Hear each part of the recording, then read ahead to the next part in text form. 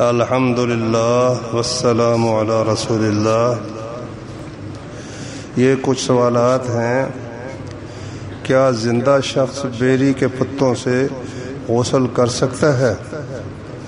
ہاں بھائی، نبی صلی اللہ علیہ وسلم نے فرمایا اللہ تعالیٰ نے کچھ چیزیں حلال کی ہیں، وہ حلال ہیں، کچھ چیزوں سے منع فرمایا ہے، وہ حرام ہیں، کچھ چیزیں ان سے اللہ نے خاموشی اختیار کی ہے، حالانکہ وہ کسی بات کو بھولتا نہیں ہے، وہ تمہارے لیے جائز ہیں۔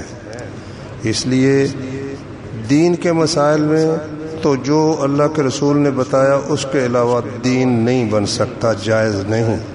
دنیا کے کاموں میں سے جس چیز سے اللہ نے منع نہیں کیا وہ سب جائز ہیں اور وہ کر سکتے ہیں۔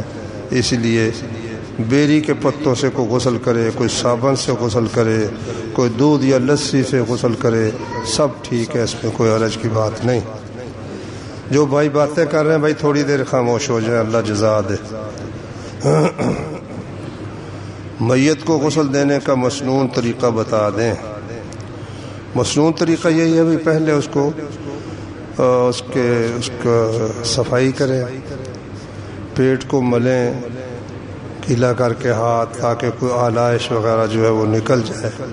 خوب صاف کرنے کے بعد سب سے پہلے اس کے جو وضو کے اعضاء ہیں وہ دھوئے جائے، اور منہ میں یعنی کسی روئی وغیرہ یا کپڑے سے گیلا کر کے منہ صاف کیا جائے، پھر ناک صاف کیا جائے، پھر منہ دھویا جائے، پھر بازو دھوئے جائے، پھر اس کو یعنی بائیں جانب لٹا کر دائیں اوپر کر کے دائیں طرف دھوئی جائے، پھر بائیں طرف دھوئی جائے، اور آخر میں پاؤں دھو دیا جائے۔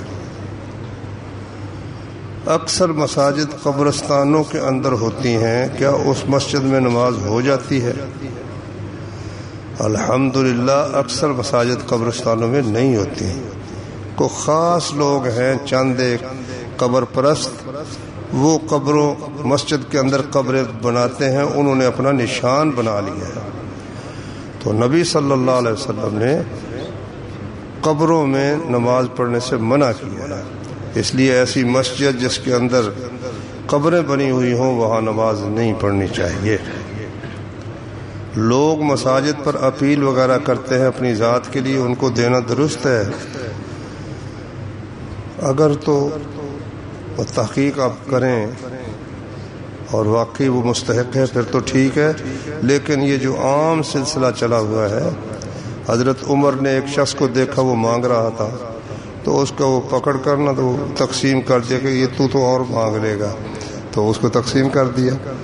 فرمایا نبی صلی اللہ علیہ وسلم نے مسکین وہ نہیں ہے جو ایک گھر جاتا ہے تو اس کو کچھ مل جاتا ہے پھر دوسرے گھر جاتا ہے، نہیں، مسکین وہ ہے جو اس کا گزارا نہیں ہوتا لیکن وہ کھڑا ہو کر سوال بھی نہیں کرتا۔ آپ کے ہمسایوں میں کئی ایسے آپ کو مل جائیں گے۔ تو یہ تو ایک کاروبار ہے، بڑا وسیع کاروبار ہے مانگنے کا، تو ان کو دینا یہ ٹھیک نہیں ہے۔ نماز صرف اس امت پر فرض ہوئی یا کہ اس سے پہلی امتوں پر بھی نماز فرض تھی؟ پہلی ساری امتوں پر نماز فرض تھی۔ ابراہیم علیہ السلام کا قرآن میں اللہ نے ذکر کیا، انہوں نے کہا کہ یا اللہ میں نے اپنی اولاد اسماعیل اور ان کی امی کو یہاں اس لیے یہاں لایا ہوں، اس ایسی وادی میں جس میں کوئی کھیتی نہیں، تاکہ یہ نماز قائم کریں۔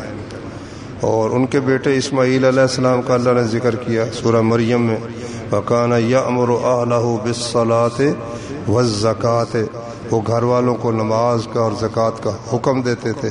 اور موسیٰ علیہ السلام کو پہلی وحی میں بھی فرمایا وَأَقِمِ الصَّلَاةَ لِذِكْرِي، میرے ذکر کے لیے نماز قائم کرو۔ اور عیسیٰ علیہ السلام نے کہا وَأَمَرَنِي بِالصَّلَاةِ وَالزَّكَاةِ مَا دُمْتُ حَيًّا، اللہ نے مجھے جب تک میں زندہ ہوں زکوٰۃ اور نماز کا حکم دیا ہے۔ کیا بچہ اٹھا کر نماز پڑھی جا سکتی ہے؟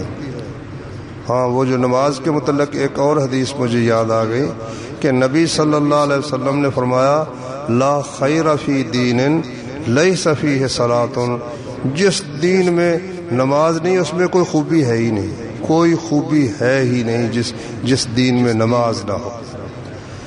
کیا بچہ اٹھا کر نماز پڑھی جا سکتی ہے؟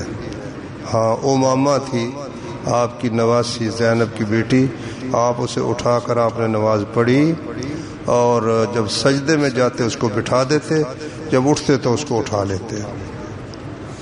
کہ ایک عمرے کے بعد دوسرے دن دوبارہ عمرہ، سر پر بالکل بال نہیں، کیا وہ بندہ اس طرح سے ٹاکر لگوا لے کافی ہے؟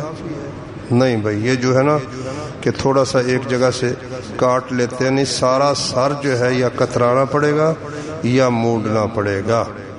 اب رہی یہ بات کہ آج عمرہ کیا ہے، سر پر بال نہیں ہے، تو کل پھر اس طرح پھر آئے۔ یہ داڑھی مونڈنے والے دیکھو ہر روز منہ پر اس طرح پھیرتے ہیں۔ اب کئی فوجی تو میں نے سنا ہے کہ صبح بھی پھیرتے ہیں، شام کو بھی پھیرتے ہیں، تو عمرے کے لیے اگر سر پر پھیر لیا تو اس میں کون سی عجیب بات ہے؟ جس مسجد کا محراب باہر گلی میں بنا ہوا، ایسی مسجد میں نماز کا کیا حکم ہے؟ حکم کیا؟ پڑھو، نماز کیوں نہیں پڑھنی؟ اگر کسی جگہ پر قبضہ کر کے مسجد بنا دی جائے تو ایسی جگہ پر نماز کا کیا حکم ہے؟ بنانے والے پر گناہ ہے نا، جس نے یہ کام کیا ہے۔ جو نماز پڑھنے والے ان کو کیا پتا کہ یہ قبضہ کر کے بنی ہوئی ہے، کیسے بنی ہوئی ہے۔ اگر کوئی بندہ نماز کی دوسری رکعت میں پہنچتا ہے تو وہ اپنی نماز کیسے مکمل کرے گا؟ یعنی وہ جماعت کی دوسری رکعت کو اپنی پہلی رکعت مانے گا یا دوسری مان کر پہلی رکعت آخر میں پڑھے گا؟ نیز اگر کوئی نماز جنازہ کی دوسری یا تیسری تکمیل میں پہنچتا ہے تو وہ نماز جنازہ کیسے مکمل کرے گا؟ پہلی بات تو یہ ہے کہ نماز میں جب آدمی جاتا ہے تو وہ پہلی رکعت ہی اس کی ہوتی ہے۔ پہلی رکعت امام کی، وہ دوسری تیسری جو بھی ہو، مقتدی کی وہ پہلی ہے، لیکن امام کی پیروی وہ پوری کرے گا۔ مثلا یہ دوسری رکعت میں پہنچانا اس کی پہلی ہے، امام اتحیات بیٹھا، یہ اتحیات بیٹھے گا، تو لیکن جب سلام پھرے گا تو پھر وہ اپنی پہلی کے لحاظ سے، مثلا اس نے 3 پڑھی ہیں تو پھر وہ چوتھی پڑھے گا، وہ تو خیر چوتھی ہے۔ اگر 1 پڑھی ہے مثلا، پھر وہ اٹھ کر دوسری پڑھ کر اتحیات بیٹھے گا۔ یہ ہے طریقہ۔ باقی رہ گا جنازہ، جنازے میں جس تکبیر پہ آپ ملیں وہی کچھ پڑھیں، درود پڑھ رہے ہیں درود پڑھیں، اور دعا کر رہے ہیں دعا کریں۔ سلام پھر جائے تو تکبیر کہہ کر وہ جو آپ کی سورہ فاتحہ رہے گی وہ پڑھیں، درود شریف رہ گیا وہ پڑھیں، پھر سلام پھر لیں۔ ناپاکی کی حالت میں بندہ زبانی قرآن پڑھ سکتا ہے؟ ہاں بھائی پڑھ سکتا ہے، کوئی دلیل ایسی پختہ نہیں ہے کہ نہیں پڑھ سکتا۔ صحیح بخاری میں ہے کہ حضرت عبداللہ بن عباس وہ اپنا پارا اس حالت میں پڑھ لیتے تھے قرآن کا، اور نبی صلی اللہ علیہ وسلم متعلق عائشہ کی حدیث ہے کہ اپنی تمام احوال میں آپ اللہ کا ذکر کر لیتے تھے، اور قرآن بھی اللہ کا ذکر ہے۔